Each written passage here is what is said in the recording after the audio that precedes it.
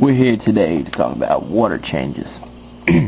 I am losing my voice, so bear with me. I think it's getting deeper. Not too sure. We're going to talk about something very simple, and you might be a beginner, so you might not know. And that's the point of these videos. When you clean a fish tank, well, first of all, if you're a beginner and you're looking at this tank, I mean, it's not the best tank, but if you're looking at it, you're probably like, wow, how do people do this? I kill all my fish. Well, here's a simple, very simple fact. You should know it, but if you don't, it's okay. You gotta learn from your mistakes. And hopefully this video will prevent those mistakes. We're gonna talk about cleaning your fish tank. Alright, now I'm not gonna demonstrate because, you know, my tank's kinda clean right now. And I've already done the stuff you're supposed to do. Now, instead of taking out the water, and you'd be surprised how many people do this, instead of taking out all this water and putting your fish in little containers and add new water, you're only supposed to take out 10% every week. I'm serious, 10% every week, and it'll keep your tank clean.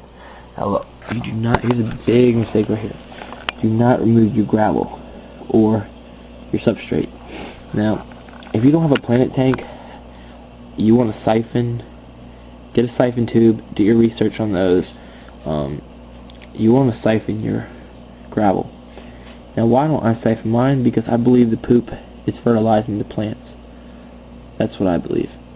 And it's kind of hard to get a siphon tube in here with plants, you know, because there's that inaccurate. I told you that in the last video that there was one more, and there it is.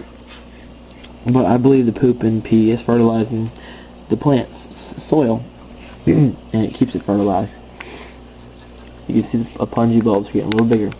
But if you have a fish-only system with no plants, you want to make sure you clean your gravel. And you don't want to take it out. You only want to go over, actually, to tell you the truth, people say go over all of it, but I believe if you switch it up a bit, like say you want to do the half front or the half left or right, only do half of it every week. Now if you're doing a water change every 2 weeks, you know, do it all. But yeah, you want to leave your gravel in there all the time, because your gravel is holding the bacteria that breaks down ammonia into nitrates with an I. Okay, now those nitrates get broken down to nitrites. Now, how do they get out of your system? That's through plants. And sometimes you've got ChemiPure or something.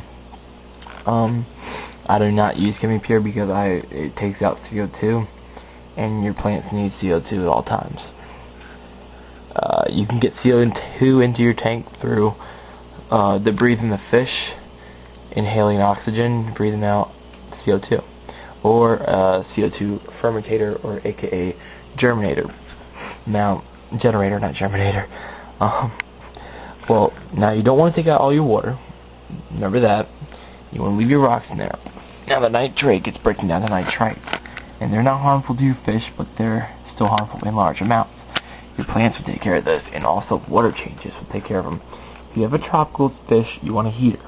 Make sure it's an adequate heater that you can adjust in case you get an outbreak of ick, or you need to lower it, or for breeding perhaps. Now for temperature. Now different fish like different temperatures. Some like cold water, hot water, warm water. It all depends where the fish lives in the natural wild, and some fish can adapt. Now you see that right there. That they say cichlids can't live with betas. Well, now see, that's the worst I've ever seen them get.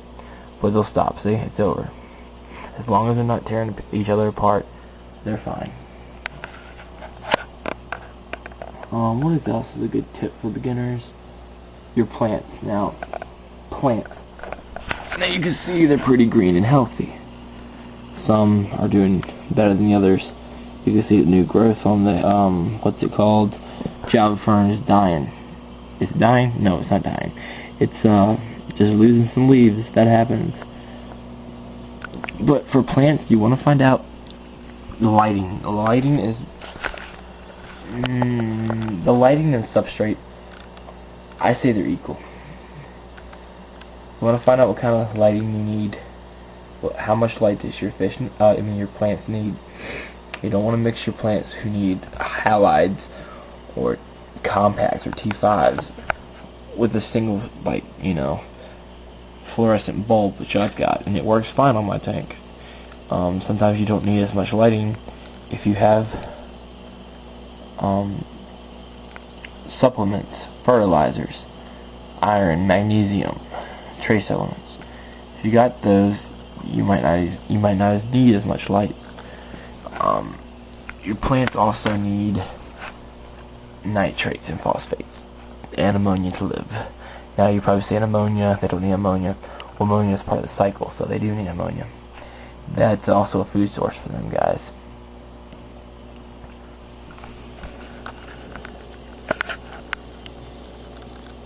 Now, if you're a beginner fish tank keeper for pets or a hobby of just liking to take care of them, I advise this fish right here. Oh, not the glass and scare them, but I advise this fish right here. If you don't know what it's called a Siamese fighting fish, aka a betta. Bettas naturally live in the wild in Thailand. They've been bred years and years and years so they can withstand toilets, like I used to say in other videos. These things can live in a toilet bowl.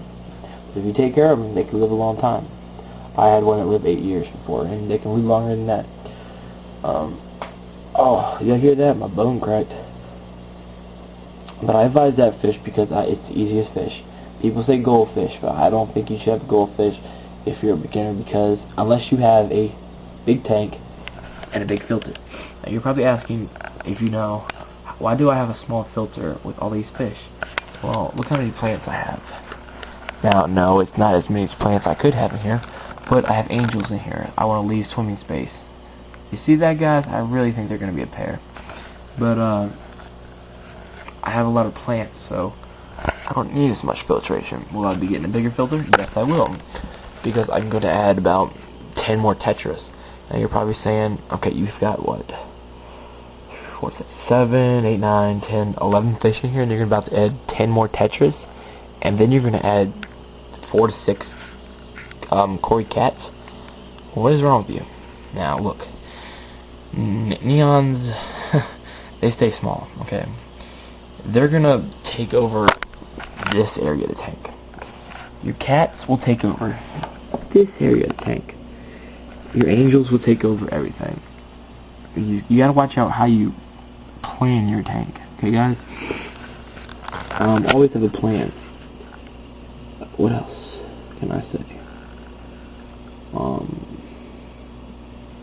Watch your fish limit. The general rule is 1 inch per gallon. That's true for these guys, and it's true for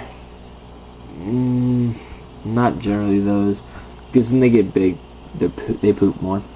And it's true for the ram, which I don't know. Oh, there it is. You can't see it, but it's behind those leaves. It's true for a ram, but certain fish like Oscars and piranha, they need more filtration.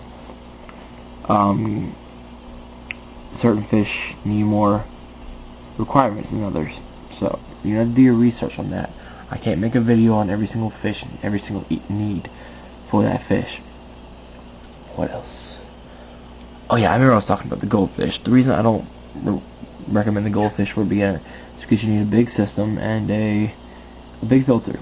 Now look, they say fancy goldfish can live in a tank this big. I highly disagree with that. Highly disagree. The Oranda gets 10 inches long. That's bigger than my hand. Okay, a fish that big poops, a lot. And the Ryukins get 8 inches. That is the size of my hand. Maybe a little smaller. Okay, look, your fancy goldfish, they need a bigger system. And, they just need bigger filtration. And unless you're able to require that, don't get them. Because, that little goldfish at Walmart, which is half size as betta, 25 cents, will end up getting a foot long. And you're like, well, what did I do wrong? Well, you should have done your research. Plants, that is the best filter, guys. The best filter. If you're willing to do some research, spend a little extra money. They're not expensive like coral, nowhere near close. But if you want some natural looking inhabitants, you're willing to take the time, money, the effort to care for your plants, it's going to be better for your fish, for you, for your invertebrates, whatever you got in here. And I also will be adding some snails, but you know, that's not really adding to the bio load because it's helping reduce the bio load. I don't know how many I might add, maybe, I don't know, 6, 4, I don't know. But yeah, that's the tip for today. Water changes, don't empty it. Substrate, don't touch it unless you have a fish only, and do not remove it. And just do your research for your fish, guys. And you see that? Plants, food source. Now he stopped because he's like, why are you watching me? Alright, that's the fish I recommend, guys. They come in plenty of different colors. Okay, here it is. Don't put 2 of these fish together. Okay, unless you got 2 females. And you still gotta watch it. But here's the fish. It's called Siamese fighting betta fish. And then they cost about $3-5 unless you're getting one of those fancy breads. So comment, rate, subscribe. You want a request on neons or something else? Hit me up, guys.